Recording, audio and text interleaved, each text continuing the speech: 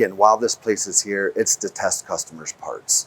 And what we ask from customers, again, they'll call us up, hey, can you do this? Can you deburr this? The answer is typically, probably, but I don't know. Let me send it in, let's take a look at these burrs and see. So we offer this kind of as free to our customers. And we don't want to run production or anything, but we're saying, hey, give us 5 or 10 parts, get them in here, let me beat one up, because I probably want to run one to where I destroy it and it's going to be scrap. But again, I want to try and find that best recipe to deburr and process your part. So we'll ask a customer for, again, a few parts if they can spare them. We'll get them in here.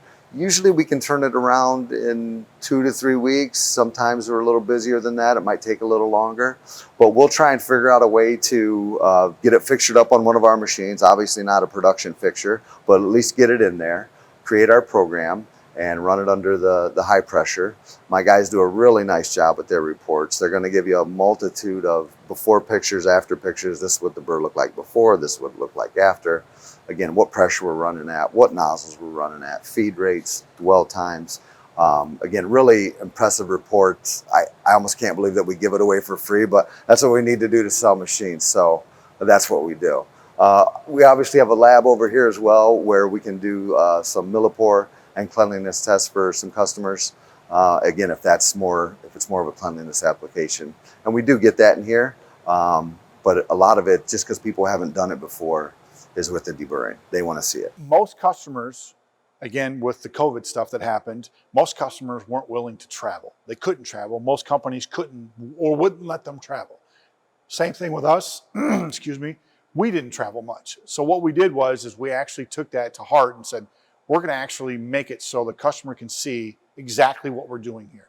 Every step, every process. So we developed a questionnaire with drawings, specifications, what they do before, what they do after, what's the chemicals they use, what's their expectation? That's the last question. What's the expectation? What do you need us to do to solve your problem?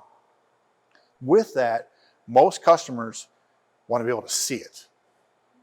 So what we do is we do a report. Like I said, we take pictures before of areas, because we'll ask them on their PDF when they send us a drawing. I'll get a PDF drawing and a 3D drawing. The 3D drawing is basically for our programmers. It's not for us to make a part. It's for us to actually upload to our FANUC control, because it helps us get it, again, CNC controls positioning. I want center of each and every hole, so I'm not rubbing nozzles inside your part and damaging it. I don't want to do that. The second thing is once we do that, we actually ask them to mark on the PDF. Use a red pen. Show me where you're having problems. Okay, and when you send me your worst case scenario part, I should see these.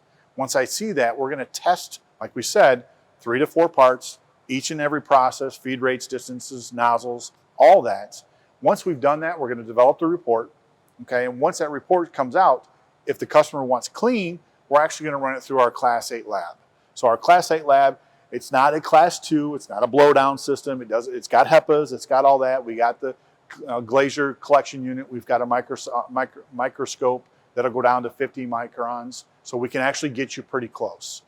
With that, we're going to give you as much data as we can to show you how clean we can get your part. Most customers, they say this, most customers aren't anywhere near 50 microns, not one yet, but we're using a 2D system so we can actually show you what the particle is. So if it's fiber, if it's a hard particle, if it's a metal particle, whatever it could be. Cast iron, again, one of those things, you can't miss it, you know what it is. But when you get into aluminum, sometimes you don't know what it is. So that's where we go. With that said, again, another report, we can show you where you're at on your clean spec. Most customers actually have a clean spec on their drawing. They're just not realizing it's there.